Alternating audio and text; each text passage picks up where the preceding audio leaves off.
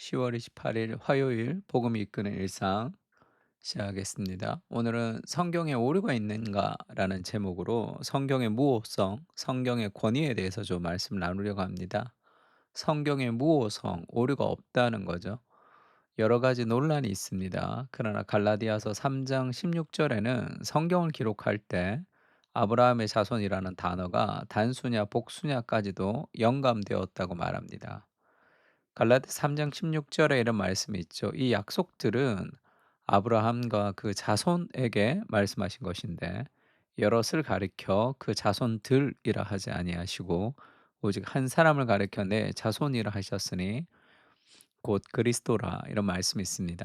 그 바울이 갈라디아서를 쓰면서 하나님의 약속, 아브라함과 그 약속을 할 때 하나님이 언약을 맺으실 때를 얘기하는 거죠. 아브라함과 내 자손이 바다의 모래같이 하늘의 별처럼 많을 것이다. 이렇게 얘기할 때 내 자손들이라고 얘기해야 될 것 같죠. 수많은 자손들이 있으니까. 근데 언약을 맺으실 때는 하나님이 내 자손이라는 단수를 사용했다는 거예요.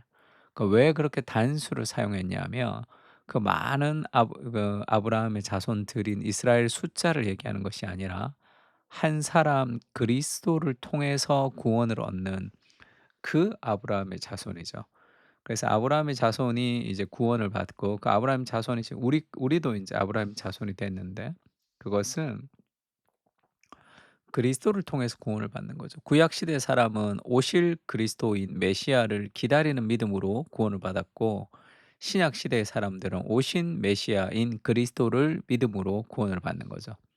그러니까 이 내 자손이라는 단수로 썼느냐 복수로 썼느냐 영어로 얘기하면 s가 붙었냐 안 붙었냐라는 그 단복수라는 단어 하나하나까지도 어떻게 됐다는 거죠. 영감이 됐다는 거죠. 틀림이 없이. 그래서 성경에 오류가 있다고 말할 때 그 오류라는 단어의 의미를 정의하는 것이 중요합니다. 성경 오류가 없어요. 근데 그 오류가 있다고 막 찾아서 얘기하는 사람들이 있죠. 그때 오류라는 것은 허위라는 말이 아니에요. 가짜라는 말이 아니라 사물 및 현상의 묘사나 기술의 불일치가 존재하는 거죠.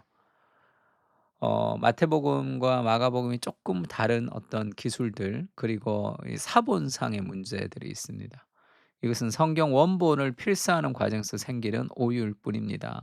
그러니까 히브리어는 점 하나 찍고 안 찍고를 따라 이 단어의 의미가 완전히 달라지는 경우가 많습니다. 우리도 님이라는 글자에 뭐 점 하나를 찍으면 남이 된다 뭐 이런 표현도 있자 노래도 있듯이 그래서 성경의 원본은 지금 존재하지 않습니다. 원본이 있다면 어쩌면 그 원본을 뭐 숭배하는 그런 뭐 종교같이 됐겠죠. 성경의 사본, 필사본이죠. 그때는 파피루스 같은데 글씨를 뺏겼습니다. 그러니까 여러 사람이 뺏기다 보니까 글자 한자 한자가 좀 틀리는 경우도 있죠. 그러면 우리가 그것을 이제 성경이 그 틀린 이 필사본을 어떻게 우리가 어떤 게 틀렸는지 안 틀렸는지를 알 수 있냐면 그 데이터를 통해서 알 수 있는 거죠, 통계를 통해서. 뭐 글자가 어떤 거는 글자 하나가 틀린 그런 글자가 틀린 걸로 또 필사를 하고 필사를 하면 계속 틀린 게 내려오겠죠. 그런 것이 뭐 한 20 개라면 그렇지 않고 문맥으로 조금 더 건강한 그런 단어가 뭐 1000 개가 된다. 그러면 아마도 그 1000 개가 되는 그리고 또 문맥상 괜찮은 것이 '원본에 가깝다.' 이렇게 유추할 수 있겠죠. 그러나 이 작은 몇 개 없는 것이 또 정말일 수도 있으니까 성경에는 각주를 통해서 뭐 이렇게 다 표현하고 있습니다, 그것이. 그래서 뭔가 인제 기술의 불일치 같은 것은 존재할 수 있겠죠. 그러나 그것이 오류는 아니지 잘못된 오류, 허위라는 말은 아닙니다. 그러니까 C.S. 루이스가 이렇게 얘기했어요. 인간 능력의 부족을 인정하면서도 양립 가능한 두 상태를 모두 견지하는 편이 지혜롭다. 이것이 과학에서도 마찬가지죠. 에너지는 입자다.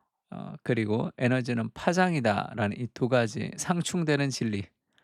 그래서 파장이며 입자, 어떻게 파장이 곧 입자가 될 수 있고 입자가 곧 파장이 될 수 있는지는 과학적으로는 아직은 우리가 다 밝혀지지는 않았습니다.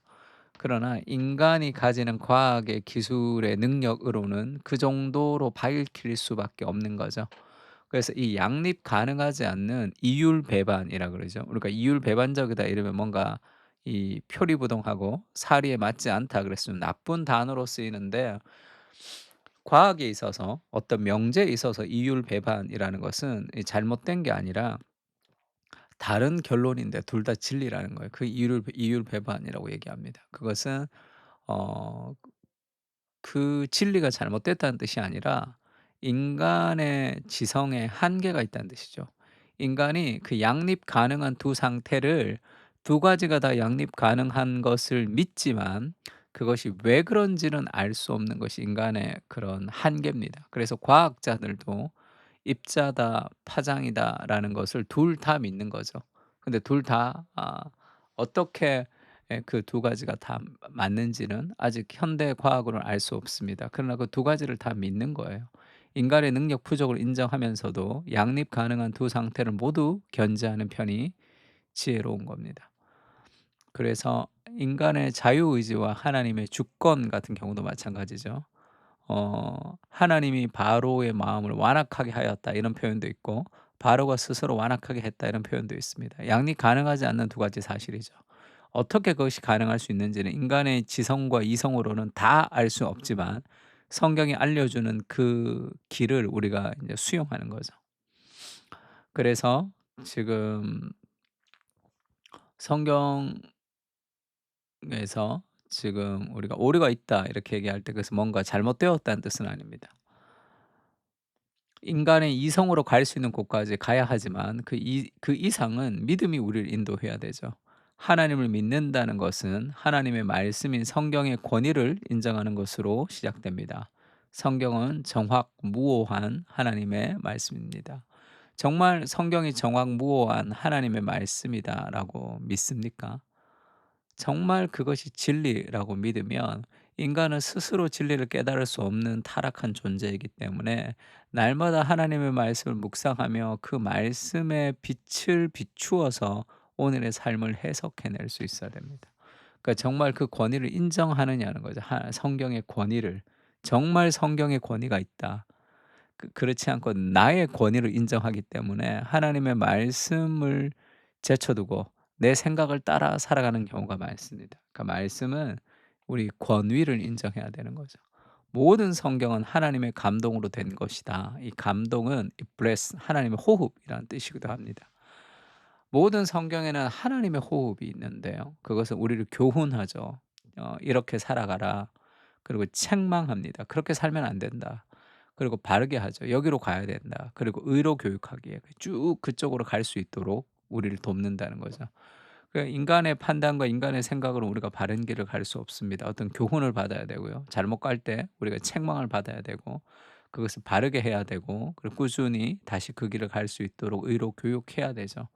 그런 성경의 진리가 우리를 그렇게 바꾸어가는, 성경의 진리에 우리를 맞추어가는 것을 통해서 하나님의 사람으로 온전하게 됩니다, 우리의 성품이. 그리고 모든 선한 일을 행할 능력을 갖추게 되는 거죠. 우리 직장 생활, 가정 생활, 육아를 어떻게 해야 될지 잘 모를 때는 성경을 보고 기도하면 됩니다. 그러면 모든 선한 일을 행할 능력을 갖춰 주는 거죠. "이렇게 육아를 해라. 이렇게 직장 생활을 해라." 구체적인 하나하나의 사안을 알려주지 않지만 하나님의 말씀의 원리를 통해서 신앙적 삶을 유추할 수 있는 거죠. 예수님이라면 하나님이 가장 기뻐하시는 일이 지금 내가 오늘 하루에 선택하는 삶 중에 어떤 것인지를 우리가 아 바로 알 수 있는 능력을 하나님의 말씀이 우리에게 갖춰 줍니다. 그래서 정말 모든 선한 일을 행할 능력, 직장 생활을 잘하고 육아를 잘하고 가정 생활을 잘하고 우리가 교회 생활을 잘하려면 하나님 말씀으로부터 시작해야 되는 거죠. 하나님 말씀 우리를 온전하게 하며 모든 선한 일을 행할 능력을 갖추게 합니다.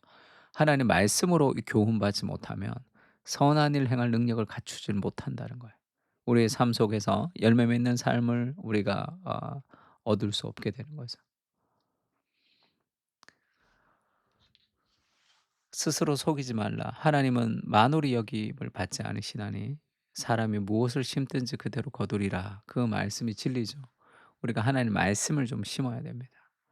하나님의 말씀은 살아 있습니다. 지금도 리빙 살아 있는 거예요. 그리고 운동력이 있다. 옛날의 번역에는 지금 활력이 있다. 그 하나님의 말씀은 살았고 지금도 역사하는 거죠. 좌우의 날선 어떤 칼보다 더 예리하여서 혼과 영과 및 관절과 골수를 찔러 쪼개는, 그렇게 마음의 생각과 뜻을 판단해서 우리 안에 있는 것을 다 드러내서 우리를 변화시키는 것. 그게 하나님의 말씀의 능력입니다. 그 말씀의 권위를 인정해서 날마다 하나님의 말씀을 묵상하며 살아갈 수 있게 해 주십시오. 주의 말씀 위에 우리의 이성과 모든 것을 두게 하시고 진리의 나를 맞추어 가는 과정을 거치게 하옵소서. 참된 자유는 불편함과 깎아짐의 과정입니다. 덕지덕지 붙어 있는 잘못된 장신구들을 떨쳐내고 순수하게 말씀으로 나를 재단해 주시옵소서. 교훈과 책망과 바르게 함과 의로 교육하여 주셔서 우리로 온전하게 하옵소서. 아멘. 하나님의 말씀의 권위를 인정해서 날마다 말씀을 묵상하며 그 말씀으로 우리 인생과 시대와 세상과 문화를 이해하고 해석하는 말씀의 사람이 될 수 있게 해 달라고 다 같이 기도하겠습니다. 다 같이 기도하겠습니다.